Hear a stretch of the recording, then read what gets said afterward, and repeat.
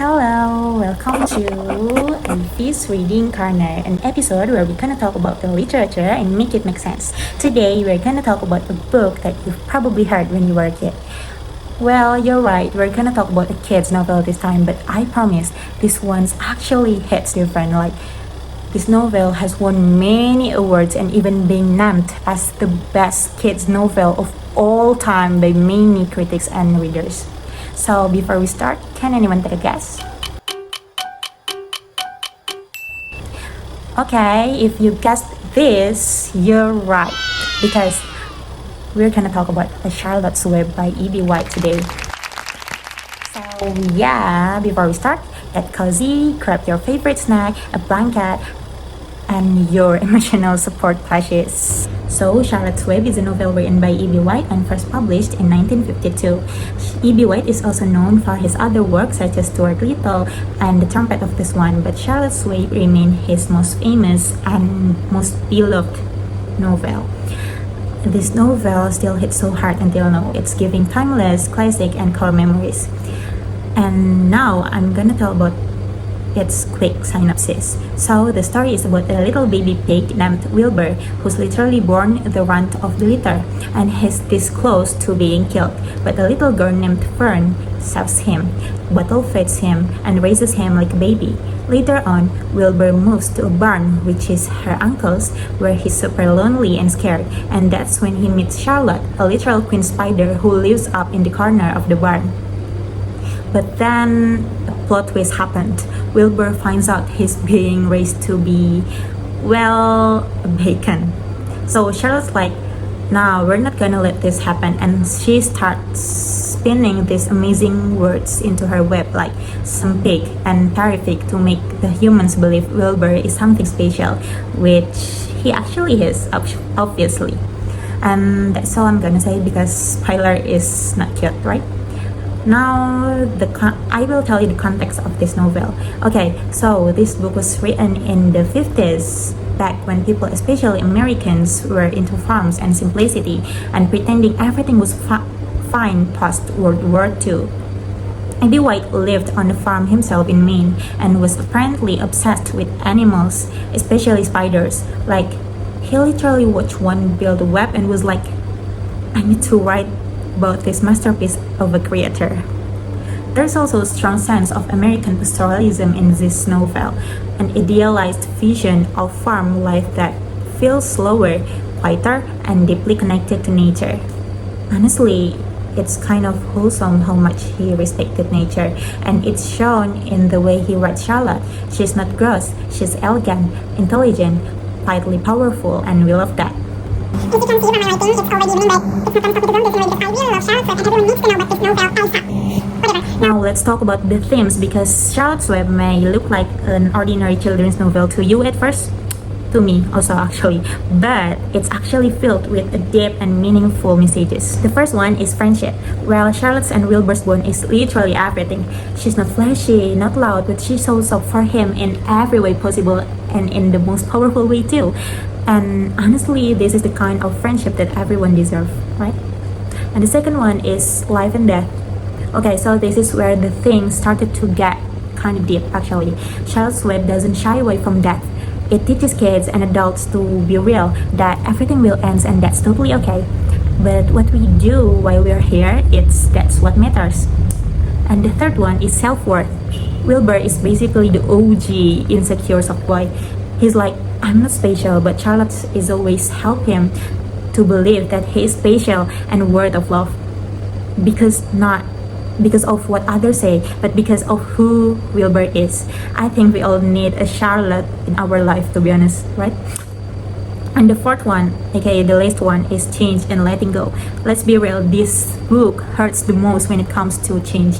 Like, Fern starts to growing up and suddenly she's not hanging out with Wilbur 24/7 anymore. Like, and later on, we have to say some goodbyes that wreck me so hard. But honestly, that's life. People grow, things shift, and even though it's sad, it's also mean we're moving forward. Sometimes letting go is part of becoming who we're meant to be. And that's kind of beautiful. Now we're gonna talk about the characters 5, and the first character we're gonna talk about is definitely the main character, the anxious and cutie one, aka Wilbur.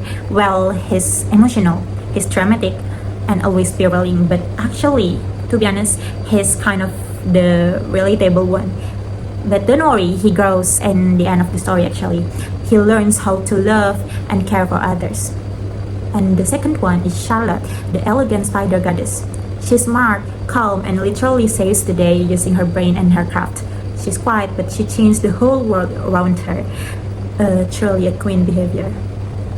And the third one, last but not least, is Templeton, a chaotic, neutral friend. He's a hot mess, actually. He's selfish, messy, and lives for snacks only, but low-key, I can say that he's kind of iconic. Like, he's annoying, but he always comes through at the right time also. So that's all for the book, and now you're gonna hear my thoughts about Charlotte's Web. Well, if you ask me about it, I literally cried while reading the novel. Like, literally, I cried, I sobbed. Like, I had to pause, put down the book, start out the window like I was in a sad movie or something, and yeah, I just breathed it out. I don't know, but the thing is, it's not just sad for the sake of being sad only. It's like literally gentle. The book hits you softly. It's like, hey, here's a little lesson of life and death, and I'm gonna wrap it with cute animals, cute stuffs, and whatever, so you just don't completely fall apart. And also, what really got me was how much I related to Wilbur. Like, he just wanted to feel loved. He wanted to feel like he matters. And when Charlotte sees him and believes in him, that's literally kind of friendship, kind of support that everyone deserves. And now let's talk about E.B. White's writing. It's literally perfect. Like, it's simple, but there's depth in every line. He doesn't waste words. Everything is intentional. You'll be halfway through a paragraph and suddenly you're hit with the soft, emotional feeling. Aww. Now, let's be real. It's not gonna be for everyone. If you need like action, drama, or maybe a plot twist in every 2 pages, this book is not for you. Because this book is more like a vibe. For those of us who like love a quiet book that speaks to the soul, it's literally perfect for us. Also, we're reading it now as a grown-up. It's completely feel different when I read it as a kid. Like, as a kid, maybe I just thinking like, oh, what a cute animal, oh, I want to live in a farmhouse, like whatever. But now I'm like, why is this spider teaching me life lessons more than anyone else did?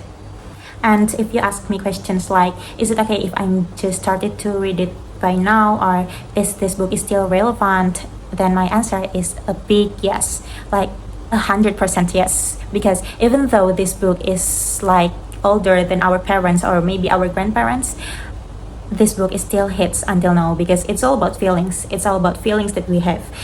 Feeling invisible, wanted to feel loved, wanted to be seen, fearing change, and finding love in small ways. And honestly, in 2025, where everything is digital and loud and chaotic and boring, Charlotte's Web, it's like a breath of fresh air.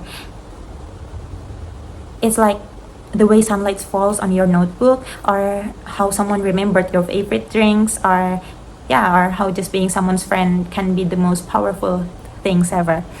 It also reminds you that not everything lasts, and that's okay. Sad truth, but yes, but also comforting in a weird way. Last question is, would I recommend it?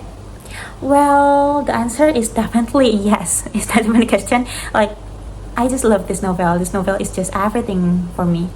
I just don't understand what's stopping everyone from reading this novel. Like, plus, this novel is short, so it's perfect for your weekend. Well, I think that's all for this episode. And before I close this video, there's one quote from this novel that stuck in my head rent-free. And the quote is, "You have been my friend." That in itself is a tremendous thing. So yeah, if you haven't read it, read it. If you read it as a kid, read it again. Let yourself feel soft, let yourself be moved, because this little story about the pig and the spider, it's not just a kid book, it's literally everything. Well, that's all from me. Thank you, stay healthy, and goodbye.